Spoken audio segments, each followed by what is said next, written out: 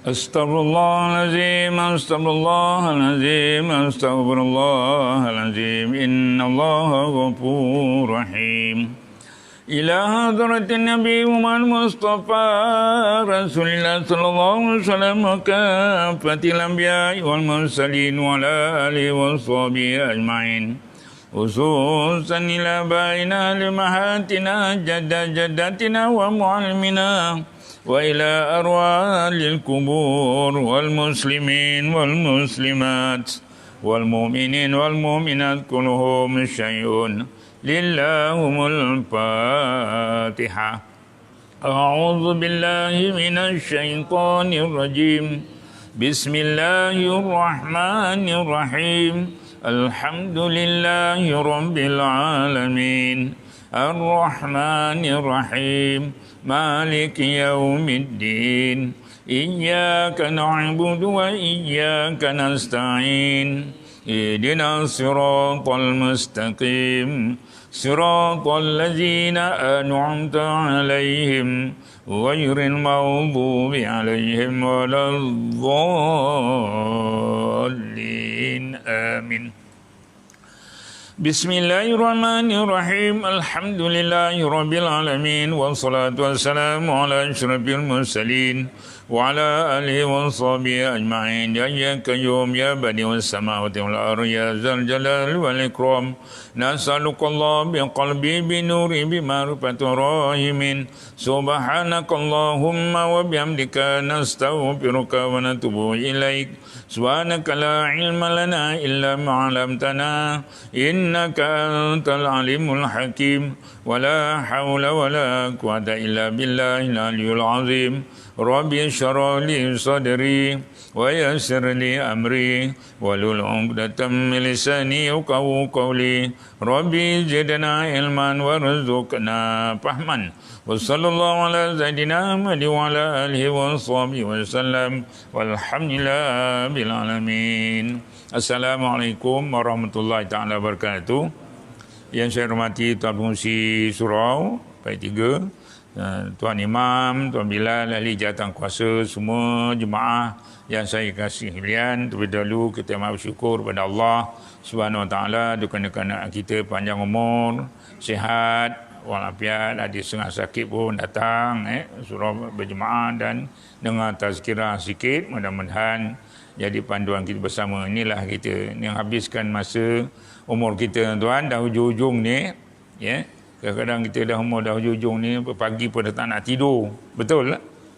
Pukul 4 mata nak tidur, fikiran macam-macam, ingat itu, ingat ini. Dah tak nak tidur sama subuh. Itu menunjukkan, Allah menunjukkan isyarat kepada kita supaya kita bangun sembahyang tahajud tuan. Bukan kita saja tak boleh tidur. Allah beri isyarat kepada kita supaya kita bangun sembahyang tahajud 2 rakaat, sembahyang sunat syukur, sembahyang taubat, banyak kita boleh. Sembahyang qada, mana tahu muda-muda dia tertinggal, qada antara hayat kita, doakan anak kita, menantu kita, cucu kita supaya bagus, ingat pada ulama, ingat kita. Kena dapat anak ni tuan, kalau kita tak ingat tak doakan dia, jadi takut dia lupa kita. Sibuk hal dunia, bapa ditinggal gitu, tak apa jadi. Jadi kita doakan, kita ketuk dia punya jiwa dia. InsyaAllah cucu kita pun bagus jadi. Mudah-mudahan terang hati, tak iman belajar berjaya hidup dunia, jaya dunia dan berjaya akhirat. Dulu saya dah menceritakan tentang bab semayang, siksaan semayang orang tahu tuan. Ni siksaan orang meninggal semayang telah dipermankan oleh Allah Subhanahu Wa Taala. A'udzubillahi minasyaitonir rajim. Aqimus shalah inna salata kanat 'alal mu'minuna kitaban mawquta. Dirikanlah kamu semayang. Semayang itu, kerana semayang itu adalah wajib atas mukmin daripada dahulu kala dulu. Jadi semayang ini Allah tegaskan, nak mengukurkan iman seseorang itu tengok pada semayang dia.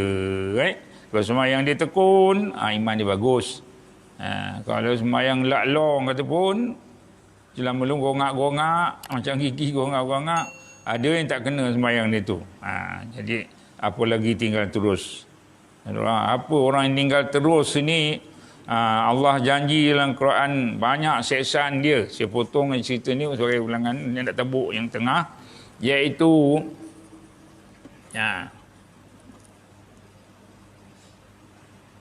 iaitu meninggalkan sembahyang itu, iaitu melainkan orang yang mengingat peti Allah. Bagi mereka, orang yang meninggalkan sembahyang itu, Allah janji pada mereka seksaan, ada 15 seksaan. Ni dia dah. Tuan-tuan ada 15 seksaan. Nabi SAW bersabda juga, ma faraku bainal muslim wal munafiqin wal munafiq illa bitarikis salah fa innaka tarkaha jasidan liwujubiha kana kafiran. Tidak ada beza orang Islam dan orang kafir. Tak ada beza. Dia makan nasi, kita makan juga. Dia makan hubung, kita makan juga. Makan kucing canai, akan sama. Jalan sama, naik motor, kereta, rumah pun dah serupa sama. Tak ada beza. Rumah orang taman, rumah dulu kita nampak rumah orang Melayu lain, rumah orang Cina lain. Sekarang serupa saja. Muka pun serupa. Apa bezanya kita dengan dia? Ialah tengah semayang aja beza. Bermakna kalau orang Melayu kita tak ada semayang, meninggalkan semayang yang diwajibkan oleh Allah, samalah, tak ada beza. Dia membeza kita inilah semayang kita. Nandakan orang itu Islam. Sebab itu orang kata, dalam hadis kata, orang yang meninggalkan semayang ini dihukumkan munafik. Muka kedua. Mengucap dua kalimah syahadah, asyhadu an la ilaha illallah. Aku nak saksi mengaku bahawa tiada Tuhan sembah melainkan Allah, tapi dia tak sembah. Apa yang cakap tu, janji apa? Tu munafik. Itu yang masih percaya kepada Allah. Tapi orang yang ada orang yang meninggalkan tak percaya Allah, itu dah kafir, keluar Islam. Ini cerita orang munafik. Dia ada setengahnya orang tu semayang, tapi dia ada juga yang tinggal-tinggal. Ini dihukumkan mukmin yang durhaka. Mukmin yang durhaka. Itu cakap tadi tak ada beza. Jadi sabda Rasulullah SAW bahawasanya barang sesiapa memudah-mudah meringan meninggalkan sembahyang ini telah dijanjikan oleh Allah bagi mereka 15 siksaan. Ni 6 akan diterima dunia. 6 dunia diterima. Ada 6 tu. 3 terkala bertemu dengan Allah, nak wafat lah, nak wajak, nak ajal. Dan 3 lagi waktu nak mati. Dan 3 lagi ialah waktu dalam kubur. Ni. Jadi semua ni apa yang katakan apa ni di dunia 6 perkara tadi tu, iaitu pertama, orang yang macam ini kalau dia berlaku pada dia, berkat umur dia tersia saja, tak ada keberkatan hidup umur dia. Allah jadi dia tujuan Allah menjadikan dia supaya dia ingat kepada Allah. Ud'uni istajib lakum. Jadi ni man aqama solah aqama din, kata Nabi. Barang siapa dia kesemayang, dia tegak tiang agama dia. Paman tarangha, barang siapa meninggalkannya, faqad harama dia kubur dia punya agama. Itu dia punya ni ulasan yang dahulu saya terang ringkas. Yang keduanya, dihilangkan oleh Allah rezeki. Orang yang kesemayang ni, dia punya rezeki, umur dia tak berkat tadi tu, sesia saja. Yang kedua, rezeki dia tu ialah dihilangkan. Dia tak ada keberkatan. Dapat anak tak menjadi, jadi masalah. Dapat harta tak kekal, hidup dia rumah tangga tak entur gaya, cucu-cucu tak berkat. Kerana akibat daripada diri kita ni, orang tua yang tua ke rumah tangga, meninggalkan sembahyang itu, yang terutama sekali kita kaum lelaki, ibu ni ngikut aja. Jadi panas dia tu merebak pada ni. tak berkat. Jadi apa macam. Ya, yang ketiga teringkaskan iaitu dihilangkan oleh Allah tanda sebagai orang yang salih di muka dia, cahaya iman. Oh, kenal, kita tengok kalau kita pergi mana-mana, kita tengok orang yang bersemayang ni bukan cahaya berseri-seri macam apa tu orang kata bulan purnama, tidak, cahaya Islam tu kenal. Sebab bila kita nak semayang, kita ambil wuduk. Bila wuduk 3 kali basuh muka. Sehari semalam 5 kali semayang, 3 kali 5, 15 tu tak termasuk main sunat apa semua. Cahaya iman tu ada, kenal dengan orang yang tak semayang betul-betul. Tengok beza kan. Sebab kita basuh, itu cahaya Allah beri pada dia, cahaya iman. Tu. Jadi cahaya salih, orang yang apa, yang baik. Kenal tuan. Yang kelima, tidak ada tanda baginya Islam. Ni dah tanda Islam bagi yang tak ada. Rupa-rupa macam orang Islam tapi tanda Islam tak ada. Waktu orang maghrib, esok sibuk orang semayang jemaat, sibuk dia shopping. Dia ada tu tanda tak ada Islam. Cakap pun bukan cara orang-orang Islam lain. Yang kelima, segala amalan ni yang dibuat ni tidak diterima oleh Allah. Pertama, kerana dosa mereka semayang tu lebih besar daripada buat kebajikan kecil saja.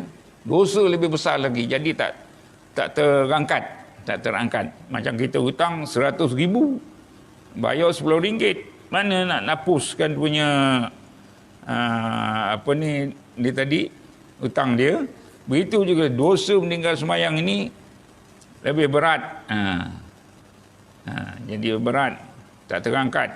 Yang kelima. Keenamnya ialah tidak diangkat oleh Allah doa ke langit, digantung. Doa dia tersangkut, ditahan. Diterima oleh Allah tapi tak diangkat, tak diterimalah. Digantung kerana dosa semayangnya. Dan yang akhirnya dia buat sekali kebajikan, digantung. Jadi 6 dia terima di dunia. Kerana meninggal semayang, dan terkala nak mati 3, dan terkala nak azab kubur pun 3. Ini kita cerita tentang nak mati. Kita ambil daripada itu pecahan kemari tuan. Bagaimana siksaan orang nak mati. Bahkan kita Allah dah janji dalam Quran, A'udzubillahi minasyaitonirrajim. Qul innal mautal ladzi tafirruna minhu fa innahu mulaqikum thumma turadduna ila alimil ghaibi wasyahadah fayunabbi'ukum bima kuntum ta'malun. Katakan olehmu ya Muhammad, sesungguhnya mati itu yang kamu lari daripadanya. Kita tak suka mati semua. Seorang tanya nak mati semua, orang tak suka, takut. Maka sungguhnya kematian itu akan menemui kamu juga. Mati akan nemu kita. Dan jika kamu dikembalikan kepada Allah yang maha mengetahui perkara yang gaib dan yang nyata. Sebab orang-orang beriman, allazina yu'minu nabil ghaib, Allah akan orang beriman mesti percaya yang gaib, yang tak nampak. Apa yang tak nampak? Pahala, syurga, neraka, dosa, umur, nyawa. Ada itu semua tuan. Semua yang tak nampak, malaikat, jin, semua tu. Kejadian Allah yang tak nampak, udara yang kita sedut pun tak nampak. Allah menjadikan, kita wajib percaya. Lalu ia diberitakan kepada kamu apa yang telah kamu kerjakan. Nanti Allah beritahu apa yang kerjakan. Bagaimanakah? Itulah di antara hadis-hadis yang dikemukakan tentang mengingatkan kita untuk kematian. Bagaimana cara yang sebaik untuk mengingat kematian? Tak lain tak bukan, kita dah tahu kita hidup di dunia ini. Wa iza ajaluhum la yastaqdimuna sa'atan. Bila sampai ajal seseorang itu, Tidak boleh dia mundur, dia maju. Walaupun sesaat. Kita suka mati ke, akan mati. Tak suka mati pun, mati juga. Lari daripada mati pun, mati juga. Kita tak nak menempuh. Tengoklah bapa kita, atuk kita, mak kita, kawan-kawan kita dulu. Kita tengok ada bersama-sama. Makan, berketawa, gelak, kenuri, kenara, kahwin. Sekarang dah tak ada, tuan. Esok giliran kita pula. Nak lari ke mana? Nak tak nak, ajal akan sampai. Masanya tak tahu. Sebab dalam ibu bapa kita kahwin, mengandungkan kita umur 120 hari. Dalam perut ibu, dikandung oleh ibu 120 hari, 3 bulan. Lebih, di situ dah tentukan oleh Allah.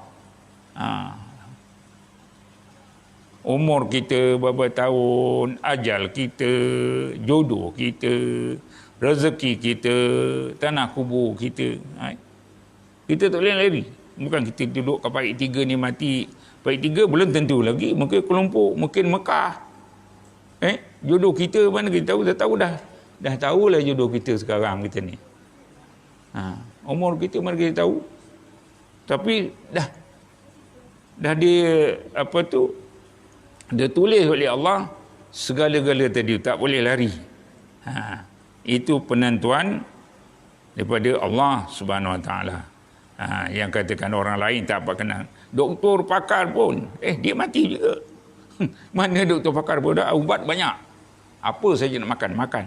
Sakit ini, semua ada ubat. Dia tahu pakar, tapi sampai ajal dia, pakar pun tak pakai kita. Dah tak ada guna dah. Dia menyelamatkan orang cuma usaha ikhtiar. Kalau dia boleh tolong berapa banyak yang dia tolong. Tapi kalau dah sampai jasa orang tu pun dia tak boleh nak tolong. Dia cuma ni. Jadi di sini kita nampak yang ringkasnya itu kita tengok macam manalah malaikat maut kerja mengambil nyawa, tuan. Itu kita nak tahulah. Itu yang kita nak tahu.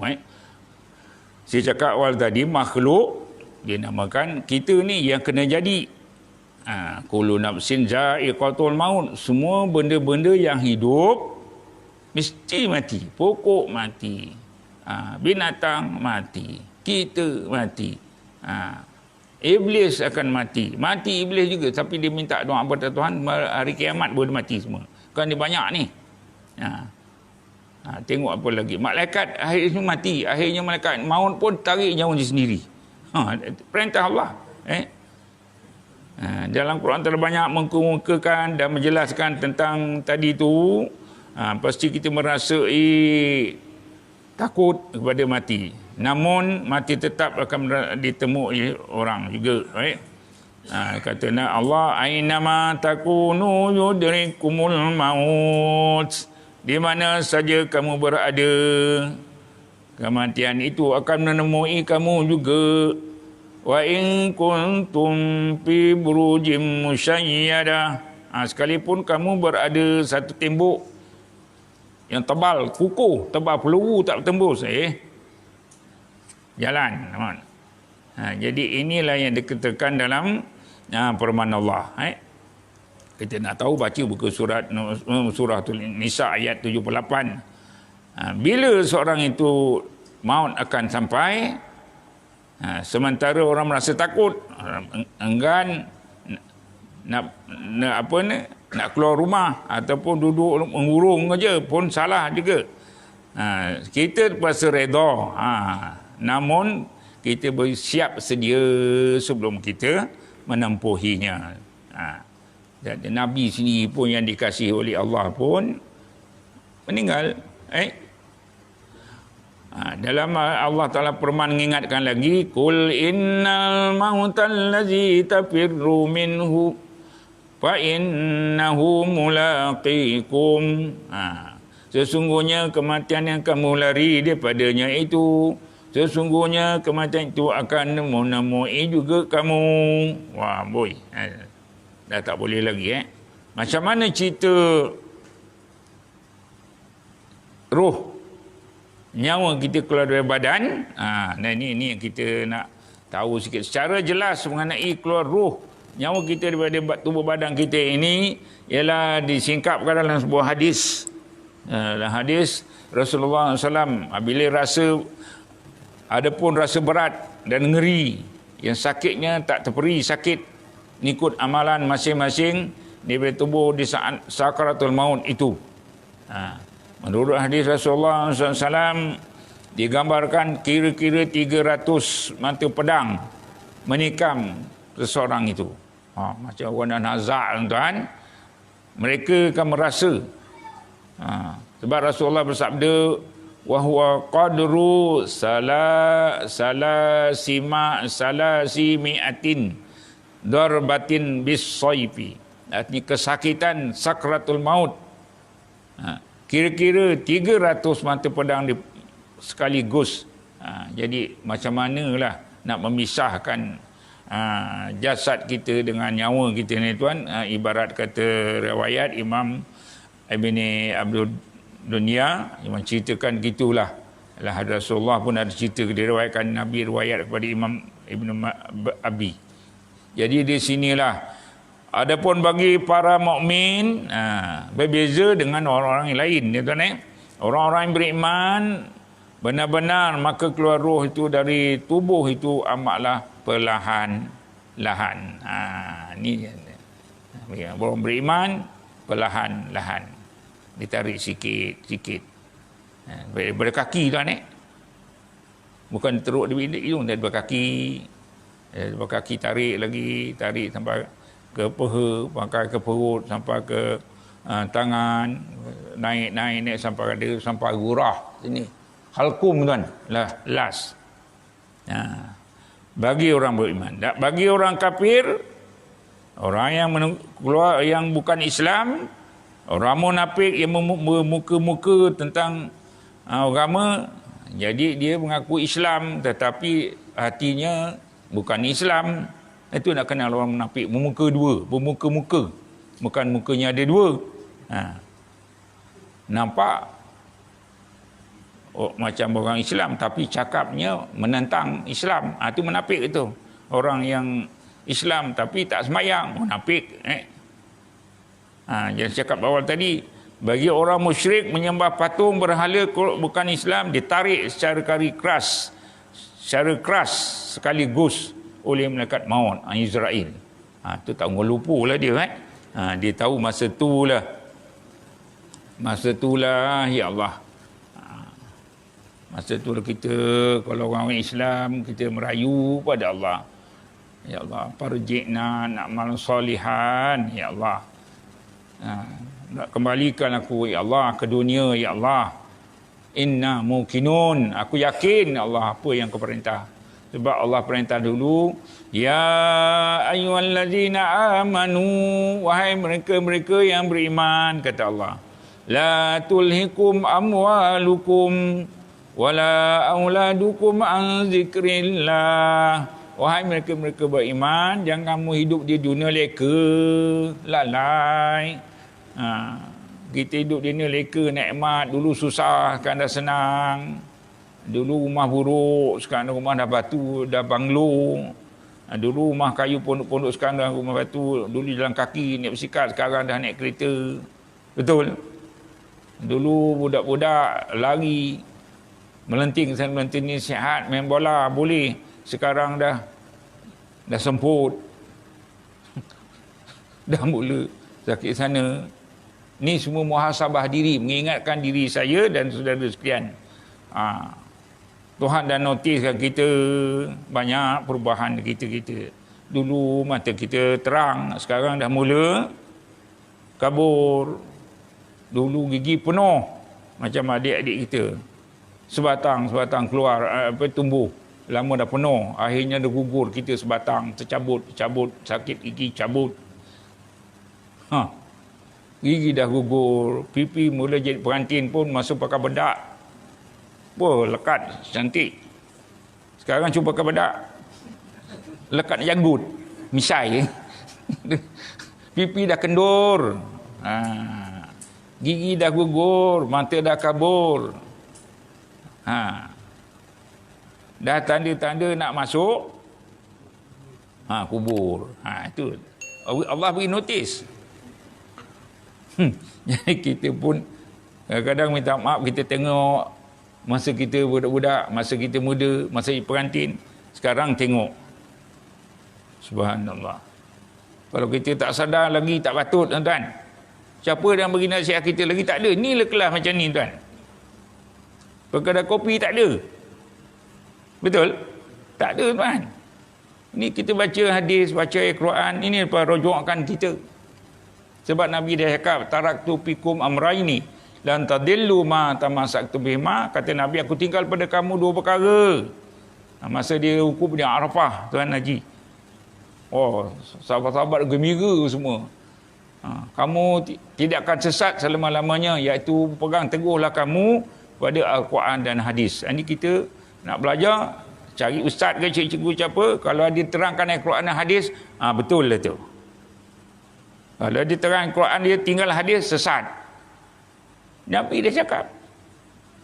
Tu yang orang tak payah sembahyang. Niat saja. Dia tak ikut hadis Nabi.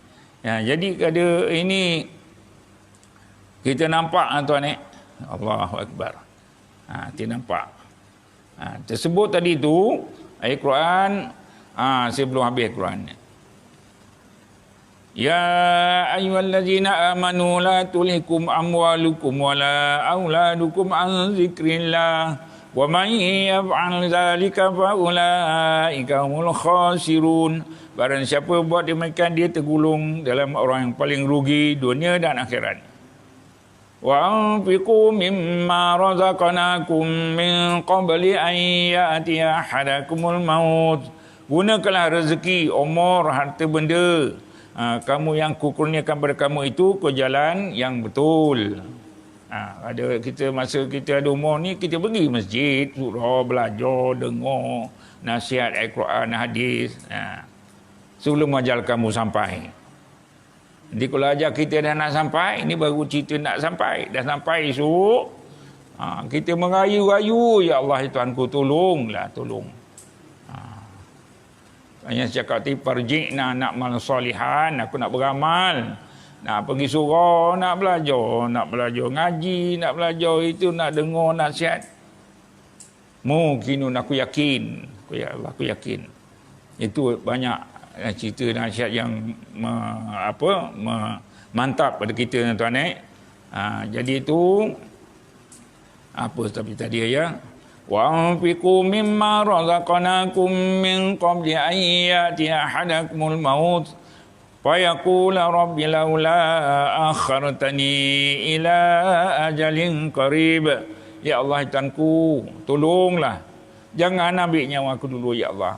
Kalau engkau bagi aku peluang panjang umur, aku nak beramal betul-betul, nak puasa betul-betul, nak ngaji Quran, nak itu. Tapi umur kita dah, nampak kita dapat hidung, tuan. Masa tu kita merayu. Kita merayu-rayu. Wa anfiqu mimma razaqnakum min qabli an ya'tiya ahadakumul maut fa yaqula rabbi laula akhartani ila ajalin qarib fa asaddaqa wa akum minas salihin. Itu tadi dia nak beramal.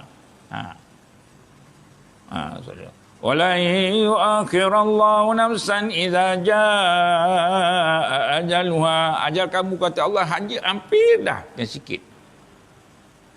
Tak boleh nak maju, tak boleh nak mundur. Wallahu khabirum bima ta'malun. Inilah perkhabaran Allah beri pada kamu, tak ada lagi. Di situlah kita, tuan, terkapar-kapar nak tak nak. Tarik-tarik tadi, dikata sebutlah hadis tadi tu. Seorang hampir dah sampai nazak, maka mulutnya terkunci. Dah tak boleh cakap. Dah hari itulah kita. Sebab itu kita sibuk baca Yasin, sibuk ajar kalimah pada beliau tadi tu. Mengucap ibu, la ilaha illallah. Ulang-ulang selo-selo. Sama dia boleh mengucap, tak boleh mengucap, cerita lain. Dia telinga dengar, hati ingat, tapi mulut dah kunci. Kita ajar tuan. Semua dah tak ada lagi. Ada malaikat yang masuk pada kita, datang pada kita, ada pertama, kedua, ketiga, empat. Nak malaikat beri salam pada kita, orang lain tak tahu. Dia cakap dah tak ada rezeki pun makan kamunan, dah tak ada makan, dah tak ada, dah tutup pintu rezeki, dah tutup. Beri pun makan, dah tak boleh makan putih canai. Malaikat yang jaga air pun dah tutup, tak boleh. Kita beri suap air Yasin ke, dah meleleh, dah keluar. Rezeki dah tak ada. Mereka dah napas ke pun dah tersekat. Dan dekat ajal pun sampai. Dekat ajal. Apa yang sibuk ketika itu? Dia satu cerita sibuk ni pula. Yang sibuk ada satu je jenis ketika kita itu, iaitu iblis. Ni iblis pula. Iblis yang sibuk-sibuk. Sebab kadang Nabi sebelum dia tarik nyawa seorang itu, Nabi dah sabda lagi, maka keluar roh yang mengalir di tubuh badan itu, mengalir titisan, seperti mengalir titisan dari minuman. Titis itu, ruh pelan-pelan. Kadang itu kemudian para malaikat mengambil mengambil apa tu, catatan, dan meletakkan pada apa yang ada pada dua tapak tangan mereka itu, mereka masukkan ke dalam kapan-kapan itu. Maka dari roh itulah keluarlah bau-bau. Jadi masing-masing dah ni. Jadi malaikat akan tarik sikit dan supaya orang-orang mukmin, dia mengaku Islam, dia beramal, dosa ada juga, itu yang Allah tarik pelan-pelan. Tak macam orang kafir. Jadi di sinilah nampak perubahan yang telah tengok macam mana malaikat maut nak ambil ni sepotong tuan ni. Cara malaikat maut atau mencabut nyawa seorang itu, bagaimana telah kita ketahui tadi itu, bahawasanya pasti akan merasai kematian, padahal ini adalah ditunjuk juga dalam Quran, kullu nafsin za'iqatul maut. Baik dari jiwa orang itu pangkat besar, golongan manusia yang ternama, manusia yang biasa, manusia yang miskin, apa sama. Tengok amalan masing, maupun makhluk halus, jin pun sama juga, malaikat sama, syaitan, iblis, semua. Dan sebab makhluk semacam apa pun tidak akan kekal di dunia, melainkan hanya Allah Subhanahu Wa Taala. Sebab Allah firman dalam Quran, wa ya baqa wajhu rabbika dzul jalali wal ikram. Jadi kullu nafsin za'iqatul maut, semua yang bernyawa mesti mati. Wa ya baqa wajhu rabbika dzul jalali wal ikram, hanya Allah saja yang kekal selama-lamanya, tidak akan mati, tidak akan binasa. Jadi kita nak cerita ni di mana tadi? Saya ceritakan cara malaikat maut mengambil nyawa. Adapun mengetahui habisan ajal seorang itu, maka tibalah nasahah kematian pada malaikat maut, dan sakit datang pada seorang hamba itu. Ni bila kita ni, nama kita tuan tercatat daripada satu pokok namanya Arash. Arash. Semua makhluk, semua nama-nama ada di sana. Bila jatuh aja daun tu yang tertulis nama kita melayang jatuh, malaikat Israel ambil. Itu sebelum mati lagi tu. Dia bagi kita pula tu tanda-tanda kematian. 100 hari dah dapat daun tu jatuh, nama kita tu jatuh ke bumi, malaikat Israel ambil Dan baca sepolah ni dan ni dah ada amaran dari Allah. Allah beri tanda dia tu 100 hari. 3 bulan lebih. Itu yang kadang kita ada setengah orang tu ada tabiat dia lain. Berubah dia punya itu. Kadang tak suka, tak tahu dia suka. Dia cakapnya kalau ayah tak ada, atuk tak ada, kau gini. Kau ada ni nasihat. Bukan dia yang dia Tuhan gerakkan mulut hati dia tu kan. Kau belajar gaji-gajin, pakat baik-baik. Dia nasihat. Bukan dia, dan sengaja tu Allah 100 hari tu dah tertanda-tanda dia. Kau nak cerita bukan banyak tuan 40 hari pun ada. Dah dekat 40 hari tu.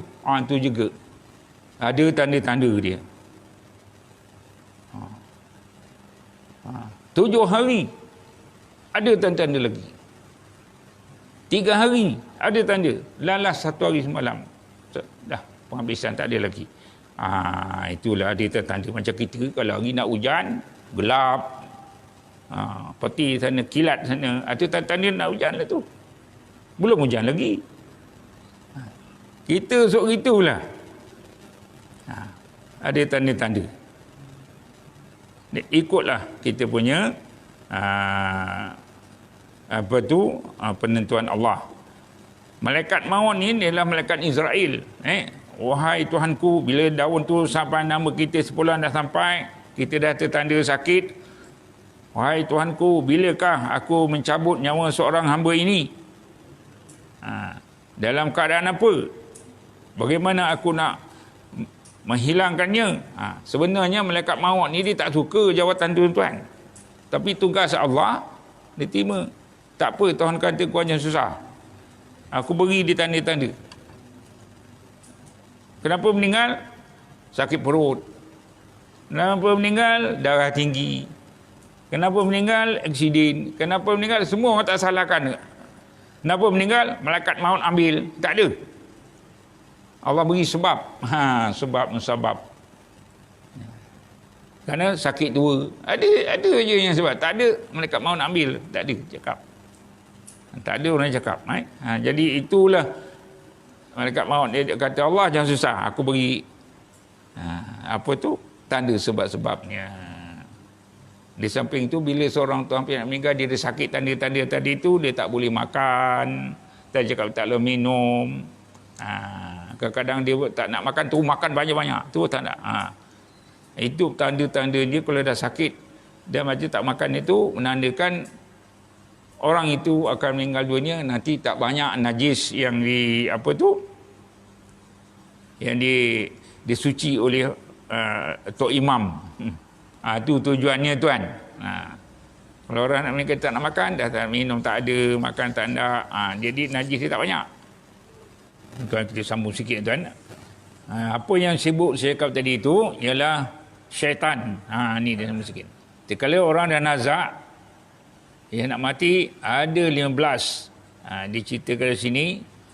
Adapun cara syaitan merosakkan iman seorang itu yang nak mati, bagaimana telah sebut dalam keterangan berikut dalam kitab Tazkirah Syekh Qutbi dalam kitabnya. Begitu juga Imam Ghazali dalam keterangan Kashful Ulumil Akhirah. Ni ada cerita dalam kitab tuan menerangkan bahawasanya iblis, yang cerita ni kisah iblis iblis memerintah kepada tenteranya syaitan lain. Dia sebetulnya apa beza syaitan dan iblis? Iblis mula-mula nama yang sebenar iblis. Bila dah banyak bukan lagi iblis, jadi syaitan. Yang bekerjasama dengan yang lain, khususnya terkala ditugas menghadapi orang yang mati. Waktu inilah yang sedang mengalami sakaratul maut itu mabuk, menderita kesakitan orang yang nak mati itu, syaitan datang kepada pada kita, yang ini orang yang nak mati sedang dalam keadaan sangat kritikal itu, mereka menyamar. Siapa tu? Iblis. Menyamar dia. Menyerupai seperti bapa kita, mak kita, orang isi kita, suami kita ke, kakak ke, adik anak-anak kita yang kata sayang, yang kita cintai. Iblis tu menyamar. Masa tu kita dah nazak ni, tengah nazak. Mereka duduk di sebelah kanan kita. Kita tak nampak. Ni makhluk halus ni kita tak nampak. Dan duduk sebelah kiri sambil mengusap kepala kita, tuan-tuan. Diusap kepala, macam kepala kita diusap kan. Diusap. Siapa ni? Syaitan tadi tu. Mengusap-ngusap dan menyapu-nyapu pun kita. Syaitan menyapu, berkata dengan pujukan rayunya, menawarkan hati, mungkin engkau sebentar lagi akan mati, kata dia. Dia cakap, kami telah mengalami terlebih dahulu. Kita sebagai macam menyamarkan bapak kita, aku dah mati dulu, engkau ni tak lama lagi mati. Kami merasa bahawa mati itu sebagai, bagus engkau matilah sebagai Yahudi dan Nasrani, lebih baik. Dia nak ngajak kita mati dalam agama Yahudi ataupun Nasrani ke Kristian. Sebab itulah kita kena baca Yasin, baca kalimah thayyibah, seperti zikir la ilaha illallah tu paling dia tak sebut. Kita ajar lama-lama Allah baca dekat telinga dia, sebut orang yang nazak ni. Oleh kerana itu banyaklah kita banyak baiklah engkau mati dalam keadaan Yahudi dan Nasrani daripada engkau menderita sakit. Dia pujuk kita. Masa tu kita dah terdesak antara. Apa kata dia lagi? Begitu juga seterusnya syaitan supaya berusaha segala macam tipu daya helahnya untuk menyesatkan orang yang nak mati itu. Kerana agar ia mati dalam keadaan sesat. Tujuan syaitan itulah.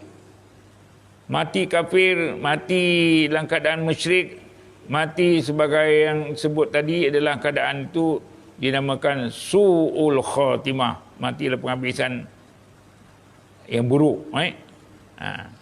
Di sini nampaklah syaitan ni telah membawa kepada kita satu gelas air, sirap.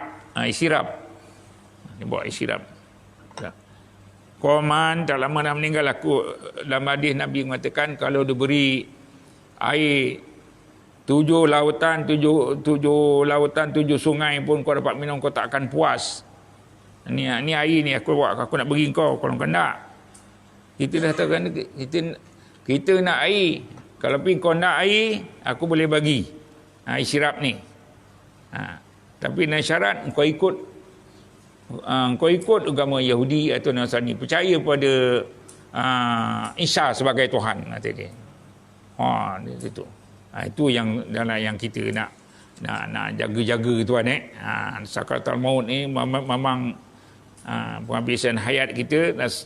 Berita ni atas air tadi tu air sirap susu. Air susu ada yang menarik, tetapi sebelum dia beri, engkau mesti ngikut aku dan mengaku aku sebagai Tuhan kamu. Dia mengaku sebagai Tuhan. Supaya ngaku dia. Mati kurang kafir lebih baik daripada engkau menderita. Akhirnya mati keadaan su'ul khatimah. Na'udzubillah min zalik. Tetapi bagi orang yang beriman, dia tetap ngiling kepala. Dia ngiling kepala. Setengah orang tu ngiling kepala. Datang duduk kepala. Dan juga bagaimana agama ini, ucapkanlah dua Tuhan kamu. Dia pujuk lagi. Dan sakit kamu tak berhentinya. Saat akhir ini sekali menjadikan ketakutan yang sangat besar pada kita. Naklah kamu menangis dan tarawuk dan bangun malam supaya membanyakkan rokok, sujud, kerana orang yang ada buat amal itu, semayang itulah yang melihara dia, tuan. Ini baca Quran masa ketika itulah jadi kita punya sahabat. Jadi itulah kita sampai akhir hayat kita. Kalau boleh kita tunggu, bawa Anak kita tengok kita gini, yang kalau bapa tengok, dia tengok sini, dia ajar kelimah sini. Jangan anak kalau tengok bapa nak mati atau mak nak mati, semua lari kita bukang. Menantu pun dah lari. Tinggal Pak Imam. Menantu jadi hantu, anak jadi pontianak. Betul. Kadang bapa dah nak mati, mak nak mati, anak semua tak ada dah. Menantu jadi hantu, anak dia pontianak. Pak Imam boleh Pak Haji menunggu. Macam tu tak ada guna apa jadi anak macam tu tuan. Jadi di situlah bila kita dah dekat masa kita itu dah tak ada guna lagi tuan-tuan. Yang insya-Allah kita akan sambung lagi masa akan datang apa yang kita patut buat terkala mengikut hadis tadi ni. Jika seorang tu meninggal, dah dekat meninggal dunia, dia akan menempuh kalau ehwal 5 hal akan datang insya-Allah. Wallahu alam. Bismillahirrahmanirrahim. Allahumma aghnina bil ilmi wa zayyina bil hilmi wa akrimna bi taqwa bi rahmatika ya arhamar rahimin. Wa sallallahu ala sayyidina Muhammad wa ala alihi wa sahbihi wasallam. Walhamdulillahi min taqabbalallahu minkum.